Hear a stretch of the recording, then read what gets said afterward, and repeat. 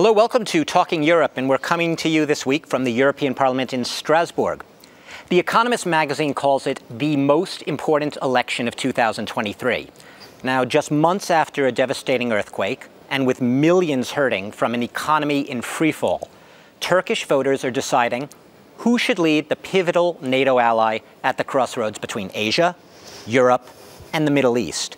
Now, the outcome is going to, of course, reshape the political landscape in Turkey, but perhaps also here in Europe. Now, some say the choice is simple.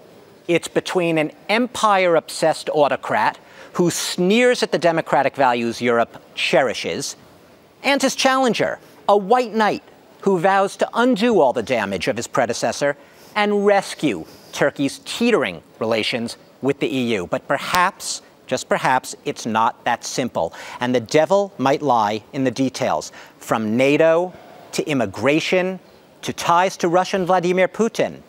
Breaking Europe's stalemate with Turkey may be far easier said than done, regardless of who wins this election. Now, my guests today, one on my right, but actually from a left party, the left Die Linke party, German member of the European Parliament here, Özlem Demirel, welcome.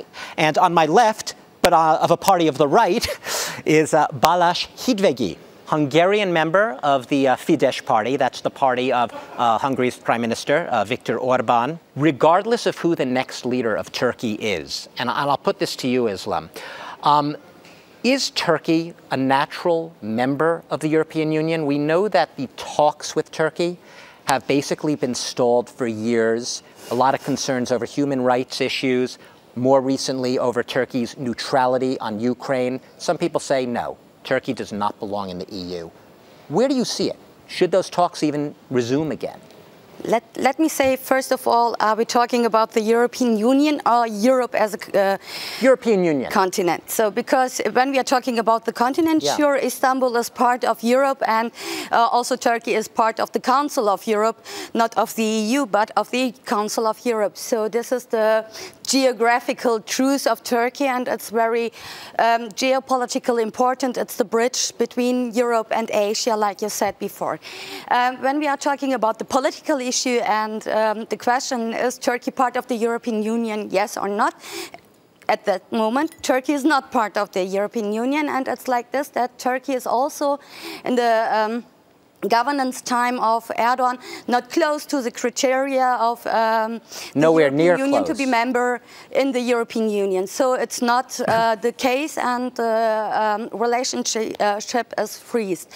But when people, and it's like this, that I say it should be the decide of the people in Turkey if they will be part of the European Union or not. So this would be the main question. I'm not sure what the people in Turkey are thinking now, but I think as far as I know, most people are saying, come on, since how many years the European Union is saying, yeah, you could be partner of us, but we are not. So this is a debate in that. And what I'm also clearly refusing is the argumentation of cultural issues, like a little bit also racism, like it's not a Christian party. It's not a Christian country, so it shouldn't be a member. Yeah, and it shouldn't be part of this. This is not the main case.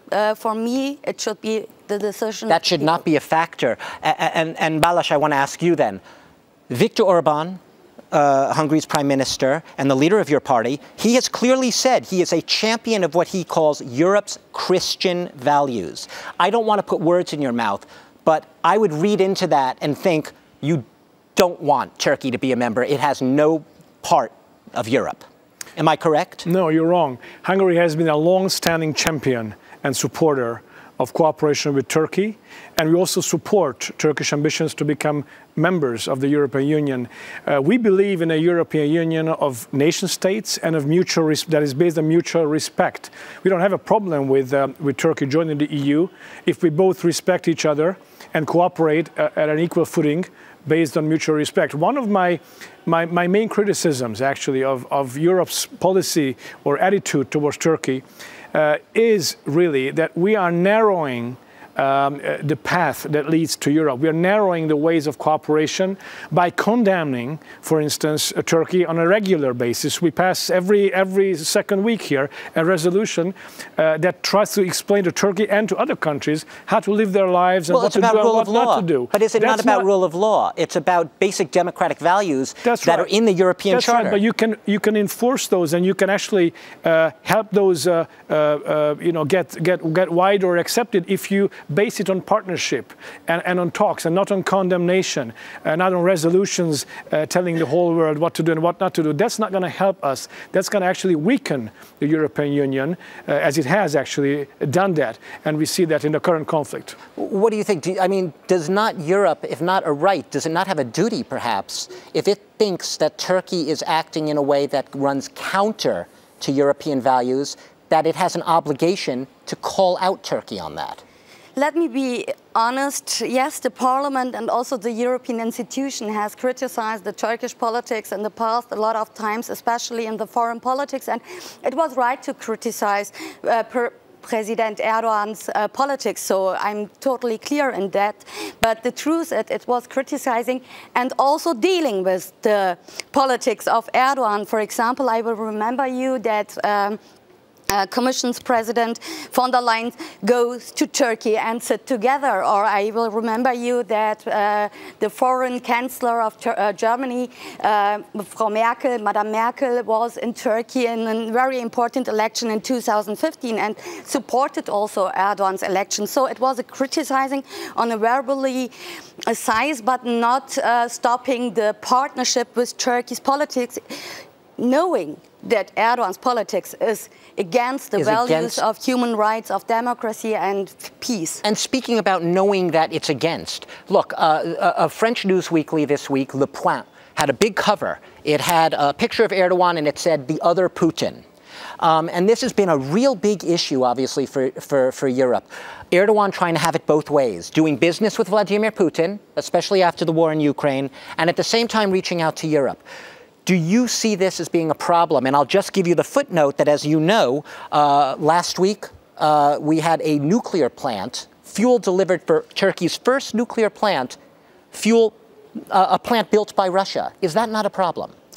Look, Erdogan's politics was like this, that his only program or his main program is pro-Erdogan. And he is doing that, what is important, to hold his power, to get also richer in person. It's for himself. It's also for himself, and he is doing everything for it. So he also uses used in the past contribution between the different powers of the world, but Turkey is in case member of NATO. Turkey is in case a huge partner of European Union. This is also the case of Turkey. So it's not something like this that he is together with Russia, but he uses the differences. For example, especially in his war against the Kurds, for example, he tried to get green light from the powers in Syria, which are very important at the floor.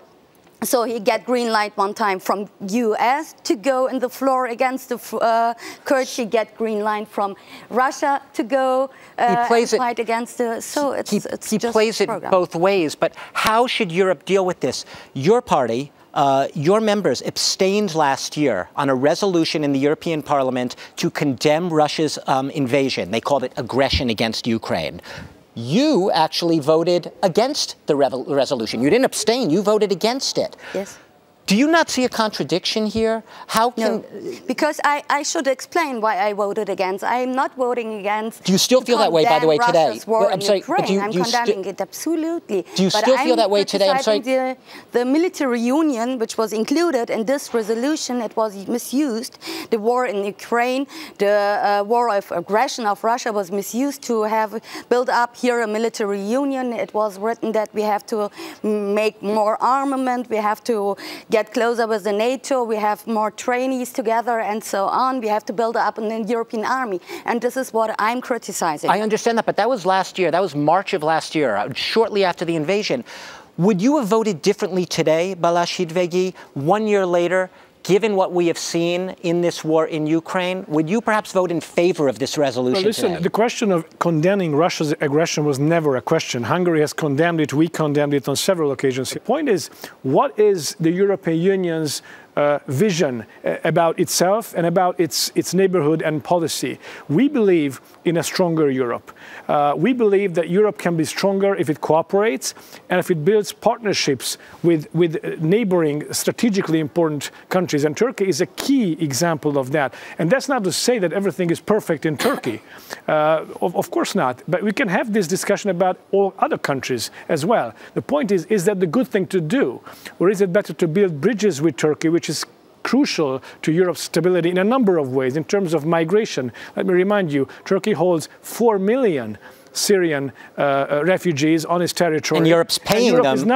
Europe's paying which is a good thing to remain. do, because we're not ready to welcome here another 4 million Syrian migrants. That's just not possible. So it's important to cooperate with countries near the conflict who help those refugees, and Turkey is a good example. There's another issue, the energetic situation. We need to diversify our sources of energy. We agree about that. Because of the war, it has become even clearer. Now, Azerbaijan is a key player. It's the Turkish stream that connects Azerbaijan and their gas with Central Europe, and not only Hungary, but also Romania, Macedonia, North Macedonia, Greece and other countries. It's important to make that partnership well. Turkey is a partner in NATO, and Turkey, I think, could play an important role in getting closer to a ceasefire and finally some kind of a peace agreement, so that this war, this terrible war, would end. And I don't agree at all with this French newspaper cover that portrayed Erdogan as a second Putin or any of His that. twin. It's in a tradition of French newspapers sometimes putting out covers that cause a lot of provocation.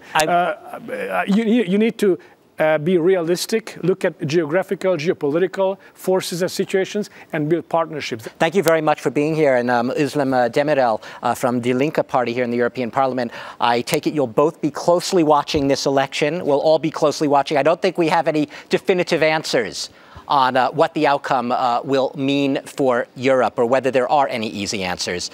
But I think you'll all be watching along with me and our guests. Thanks for watching Talking Europe today.